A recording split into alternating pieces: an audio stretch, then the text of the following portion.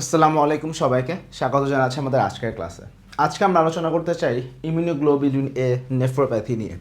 মোটা দাগে আমাদের MRCP part 1, MRCP part 2 written এবং পেইসেস সবগুলো এক্সামেই আমাদের immunoglobulin A nephropathy very important. So প্রত্যেক বারই আসলে আমরা দেখি যে নেফ্রোলজি থেকে যতগুলো কোশ্চেন আসে, মাল্টিপল কোশ্চেন আসলে সেখানে গ্লোমেরুলার নেফ্রাইটিস থেকে থাকে এবং গ্লোমেরুলার নেফ্রাইটিসের মধ্যে তো অনেক রকম ভ্যারাইটিস নিয়ে আলোচনা হয়। সো ইমিউনোগ্লোবিলিন এ নেফ্রোপ্যাথি থেকে আমরা বেশ ফ্রিকোয়েন্ট বেসিসেই আসলে কোশ্চেন আসতে দেখি। লাইক প্রত্যেক বছরে যে 3-4টা সেশনে পরীক্ষা হয়, 3-4টা ডায়েটে পরীক্ষা হয়, অ্যাটলিস্ট 2টা ডায়েটে হলেও আমরা আসলে দেখি যে ইমিউনোগ্লোবিলিন এ নেফ্রোপ্যাথি থেকে কোশ্চেন আসলে আসে।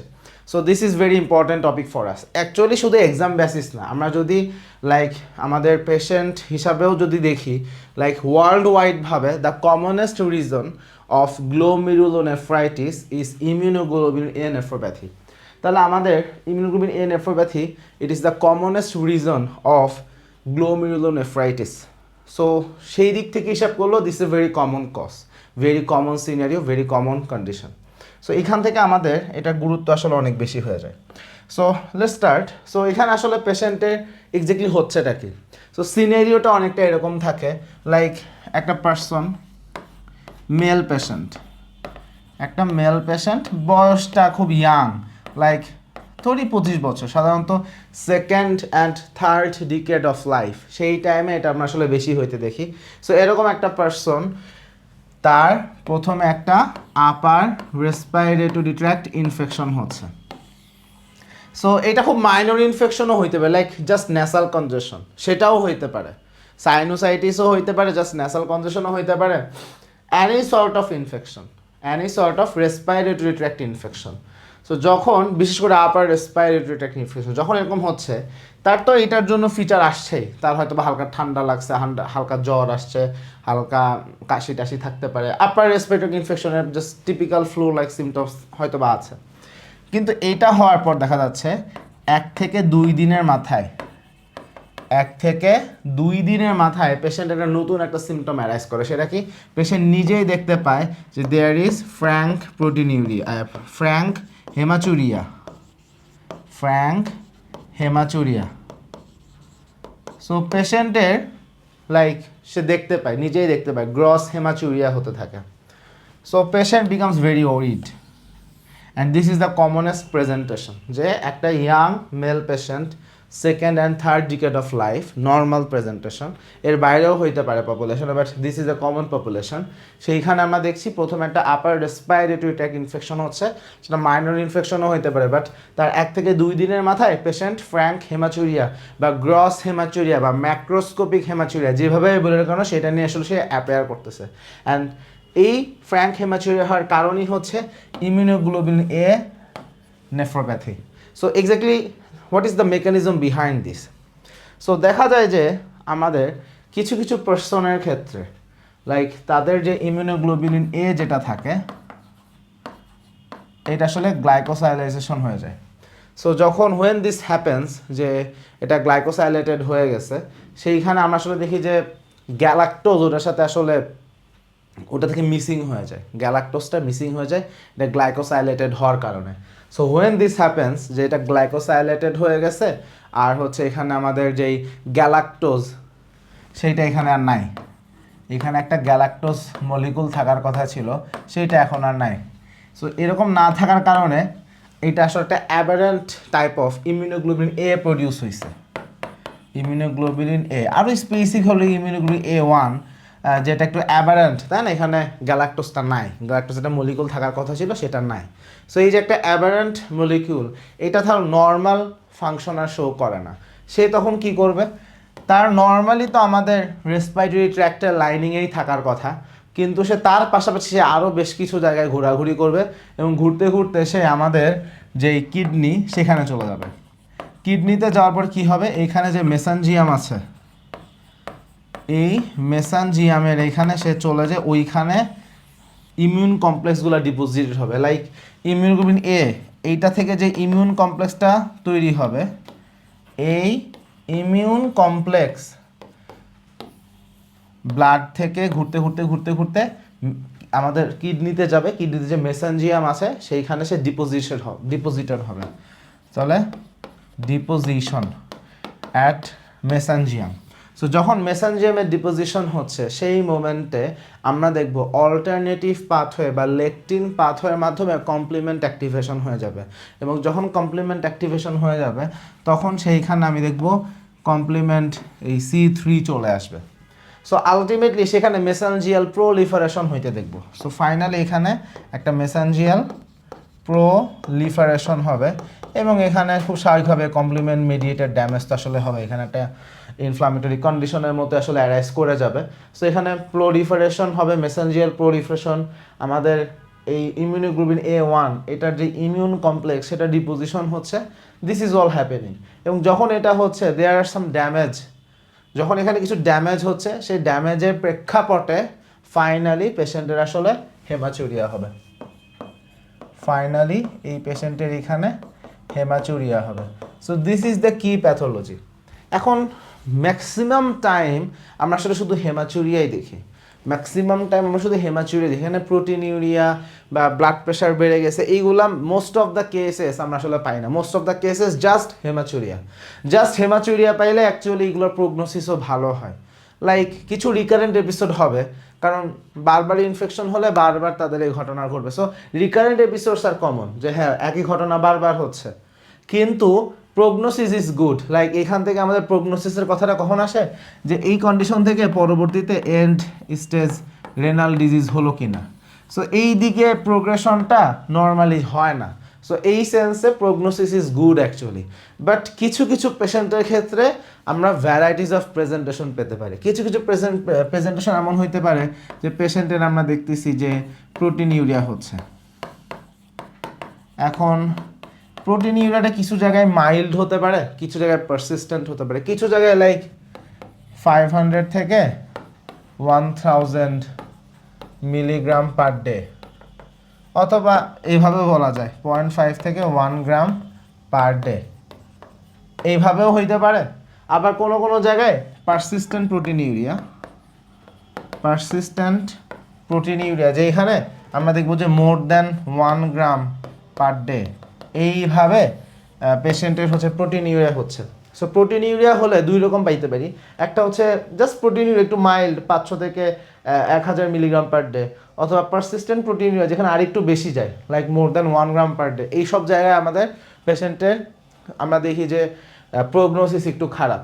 ইনফ্যাক্ট পারসিস্টেন্ট প্রোটিনিউরিয়া যদি থাকে এইখান থেকে আমরা পেশেন্টের ক্ষেত্রে এন্ড স্টেজ রেনাল ডিজিজ হওয়ার একটা ভয় পাই, এখান থেকে এই ঘটনাও যাইতে পারে। বাট এই জিনিসগুলো খুব রেয়ার প্রেজেন্টেশন। নর্মাল প্রেজেন্টেশন হচ্ছে পেশেন্ট জাস্ট ফ্র্যাঙ্ক হেমাচুরিয়া নিয়েই সে আসে। তাহলে প্রথমে তার একটা ইনফেকশন হচ্ছে, ইনফেকশনটা কি আপার রেসপিরেটরি ট্র্যাক্ট ইনফেকশন, এবং তার 1 থেকে 2 দিনের মাথায় পেশেন্ট হেমাচুরিয়া নিয়ে আসে।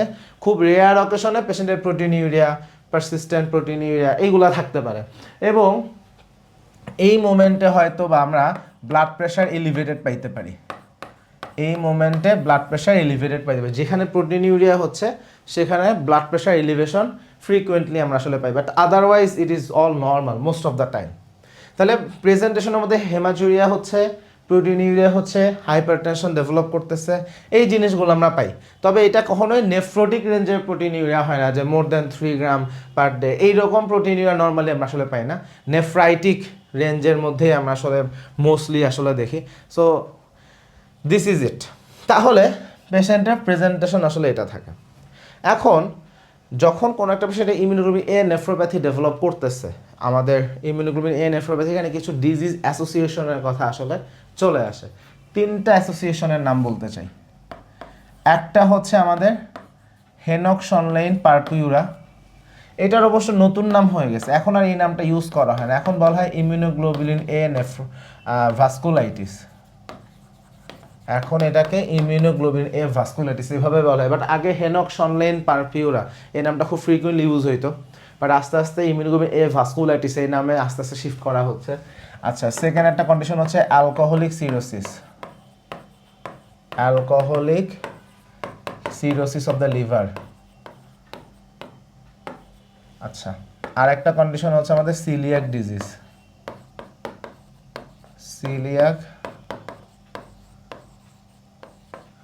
Coeliac disease. তাহলে তিনটা কন্ডিশন নিয়ে একটু কথা বলি। সেটা হচ্ছে প্রথমে আসি হেনক্স-শনলেন পারপুরা বা ইমিউনোগ্লোবিন এ ভাস্কুলাইটিস।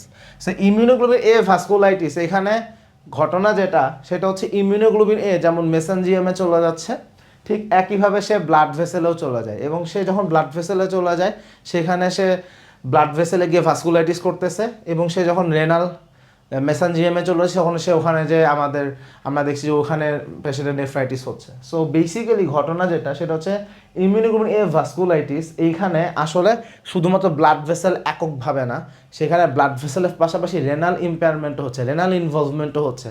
সো বেসিক্যালি এটা জাস্ট আমাদের এভাবে বলে ইমিউনোগ্লোবিন এ নেফ্রোপ্যাথির একটা আপডেটেড ভার্সন বা আর একটু এক্সটেন্সিভ ভার্সন এভাবেও বলা যাইতে পারে। বা অ্যাকচুয়ালি হেনক্স-শনলেন পারপিউরাতে আমরা দেখছি যে হ্যাঁ তার ভাস্কুলাইটিসও হচ্ছে এবং তার মেসেঞ্জিয়াল আমরা যেই চেঞ্জেস যেটা বললাম সেটাও সেখানে হচ্ছে, একসঙ্গে দুইটা প্যাথোলজি কোএক্সিস্ট করতেছে, but all are mediated by immunoglobin A. So এটা আসলে জাস্ট একই ডিজিজ বলা যেতে পারে, জাস্ট একটু এক্সটেন্সিভ ম্যানিফেস্টেশন বোঝার জন্য কথাটা বললাম। তাহলে দিস ইজ হেনক্স-শনলেন পারপিউরা। তাহলে এখানে পেশেন্ট আমাদের কাছে পালপেবল পারপিউরা নিয়ে আসে, তাদের ক্ষেত্রে দেখা যাচ্ছে পালপেবল পারপিউরা থাকে মোস্ট অফ দ্য টাইম, দেখা যাচ্ছে buttock, back of the thigh, back of the legs বা লোয়ার লিম্বে বেশি ভালো বোঝা যায়, বেশি ভালো দেখা যায়। হ্যাঁ, পালপেবল পারপিউরা থাকে। সো পেশেন্ট হয়তো বা র্যাশ নিয়ে আসতে পারে, সেই সাথে পেশেন্ট হয়তো বা হেমাচুরিয়াও থাকতে পারে। সো দিস ইজ আমাদের হেনক্স-শনলেন পারপিউরা বা this is immunoglobulin A vasculitis. এটা সিম্পল যে একটা পেশেন্ট জাস্ট হেমাচুরিয়া নিয়ে আসছে, ফ্র্যাঙ্ক হেমাচুরিয়া, এবং পেশেন্টের আমরা দেখতেছি যে স্কিনে র্যাশ আছে, ভাস্কুলাইটিস আছে, তখন এটাকে হেনক্স-শনলেন পারপুরা এইভাবে আমরা আগায় যাবো। লাইক একটা পেশেন্টের ইমিউনোগ্লোবিন এ নেফ্রোপ্যাথি সব কিছুই মিলতেছে কিন্তু এক্সট্রা র্যাশ আছে, তখনও আমরা হেনক্স-শনলেন পারপুরা বা ইমিউনোগ্লোবিন এ ভাস্কুলাইটিসের দিকেই চলে যাব। তাহলে জাস্ট একটা এক্সট্রা ম্যানিফেস্টেশন এখানে অ্যাড হচ্ছে, এটা হচ্ছে ভাস্কুলাইটিস। আর একটা কন্ডিশন হচ্ছে অ্যালকোহলিক সিরোসিস। এটা যে সকল পেশেন্টের অ্যালকোহলিক সিরোসিস আছে তাদের অনেকের ক্ষেত্রেই এক্সট্রা একটা ম্যানিফেস্টেশন হিসেবে আমরা দেখি যে রেনাল ইম্পেয়ারমেন্ট ডেভেলপ করে।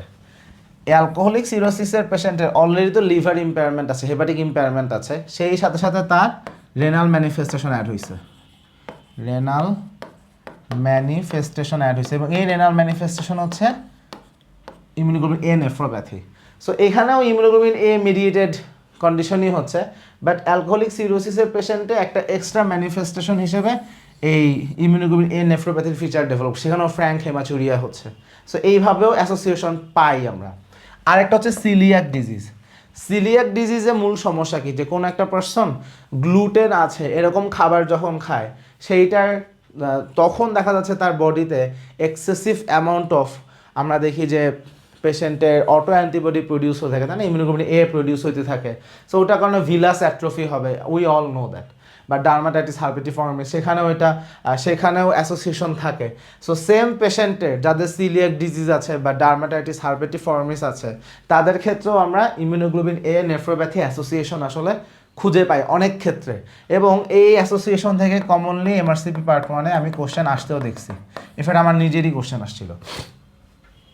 সো অ্যাসোসিয়েশন থাকতে পারে যে হ্যাঁ তার সিলিয়াক ডিজিজ আছে, সেই সাথে একটা অ্যাসোসিয়েটেড কন্ডিশন হিসেবেও তার পেশেন্টের ইমিউনোগ্লোবিন এ নেফ্রোপ্যাথি আসলে এক্সিস্ট করে। Both way it is possible. তাহলে এই অ্যাসোসিয়েশনগুলো মাথায় রাখতে হবে। অ্যাসোসিয়েশন কেন মাথায় রাখবো, সেটা হচ্ছে কোনো একটা ডিজিজ থাকলে আমরা কী চিন্তা করি, এটিওলজি, কারণ চিন্তা করি, ডিজিজের কমপ্লিকেশন চিন্তা করি।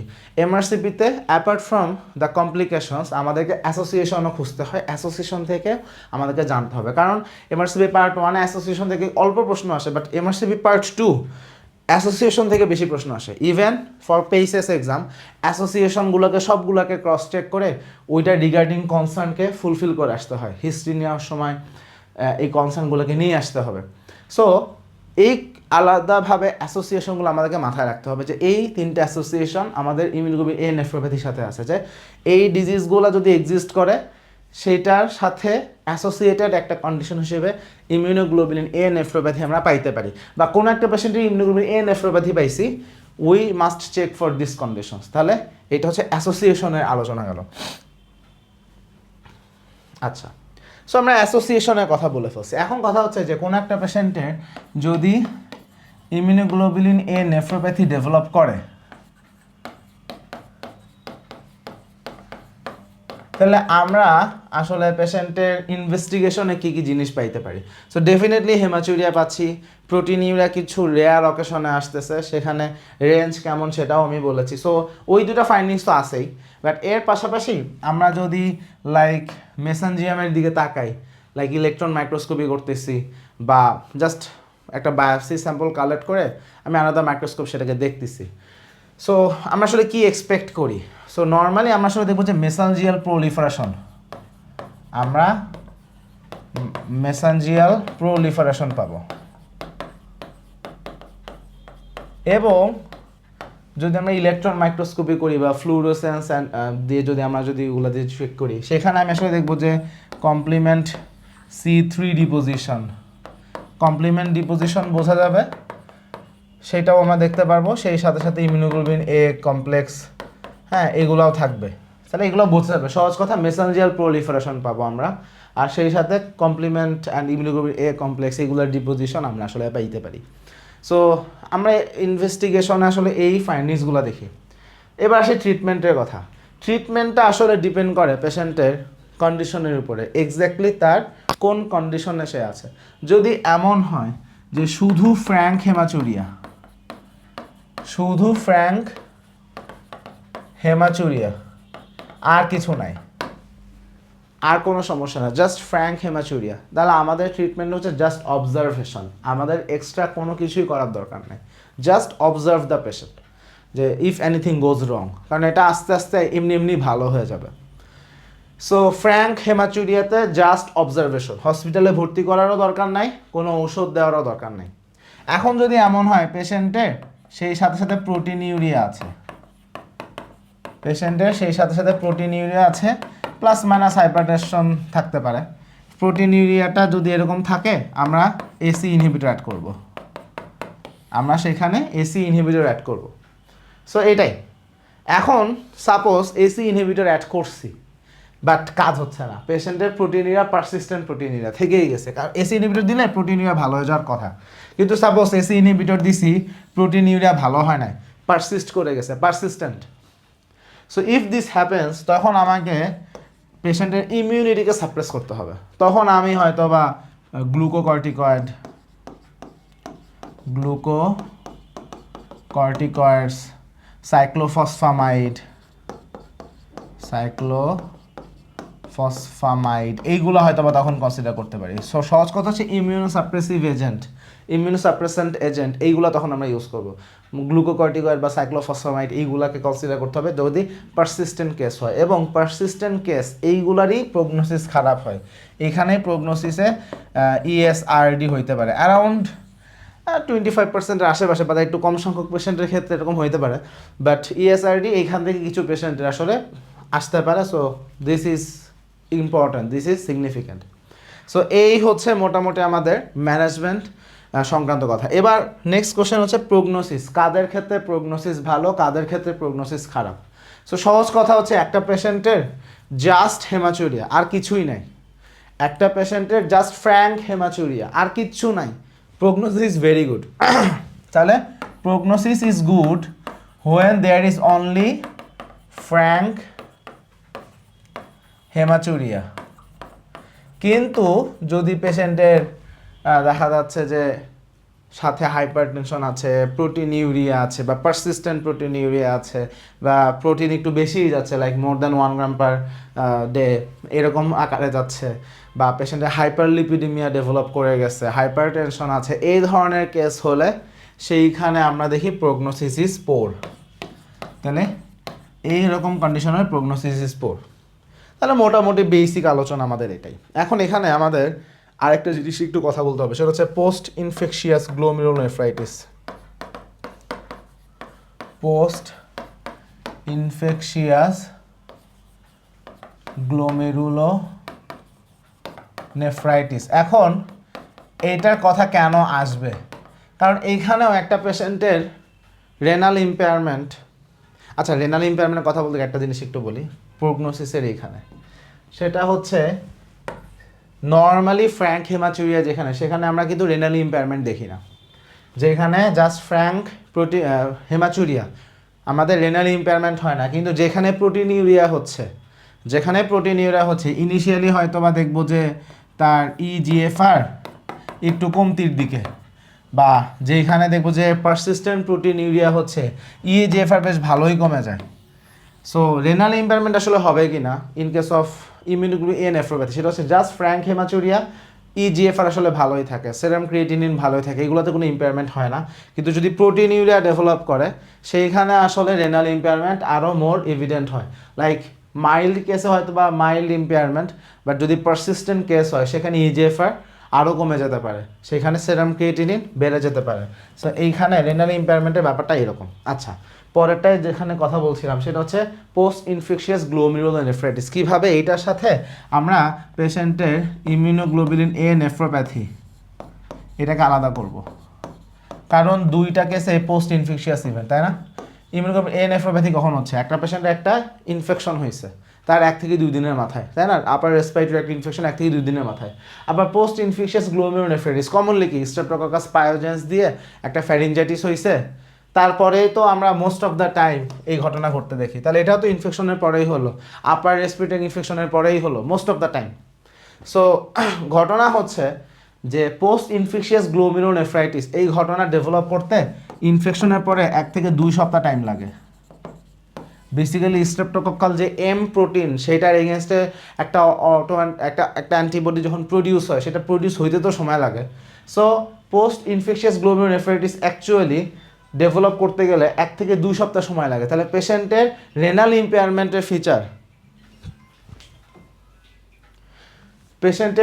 ইম্পায়ারমেন্টের ফিচার ডেভেলপ করবে বা রেনাল প্রবলেম ডেভেলপ করবে তার ঠান্ডা লাগার বা ইনফেকশন হওয়ার 1 থেকে 2 সপ্তাহ পরে। আর এইখানে পেশেন্ট প্রেজেন্ট করতেছে 1 থেকে 2 দিনের মাথায়। তাহলে সে কখন আসছে? Timing is a very important thing. Second হচ্ছে ইমিউনোগ্লোবিন এ নেফ্রোপ্যাথি, সেখানে হেমাচুরিয়া হলো আসল ফাইন্ডিংস। এখানে আসলে হেমাচুরিয়াটাই পেশেন্টের main presentation. But post infectious glomerulonephritis এখানে পেশেন্টের মূল সমস্যা হচ্ছে তার প্রোটিনিউরিয়া হয়। এখানে প্রোটিনিউরিয়া বেশি, হেমাচুরিয়া যে হবে না সেটা আমি বলছি না, হেমাচুরিয়াও থাকে, বাট মাইক্রোস্কোপিক হেমাচুরিয়া হয় অনেক জায়গায়, বা খুব একটা মেজর এখানে যেরকম হেমাচুরিয়া এরকম হেমাচুরিয়া না, এখানে একদম গ্রস ফ্র্যাঙ্ক হেমাচুরিয়া। এইখানে কিন্তু এরকম গ্রস ফ্র্যাঙ্ক হেমাচুরিয়া আমরা দেখি না। এখানে মূল প্রবলেম প্রোটিনিউরিয়া, বাট ইয়েস এইখানে হেমাচুরিয়া থাকতে পারে। ম্যাক্সিমাম টাইম আমরা হয়তো বা মাইক্রোস্কোপিক হেমাচুরিয়াই দেখি। সো হেমাচুরিয়া থাকবে, বাট এখানে প্রোটিনিউরিয়াটা খুব বেশি gross. So proteinuria is very main presentation এখানে। তাহলে প্রোটিনিউরিয়া থাকবে প্লাস মাইনাস হেমাচুরিয়া, বা হেমাচুরিয়া আসলে থাকে, মাইক্রোস্কোপিক হেমাচুরিয়া থাকে। তাহলে একটা প্রেজেন্টেশনের পার্থক্য এটা। সেকেন্ড হচ্ছে কমপ্লিমেন্ট লেভেল, C3 লেভেল।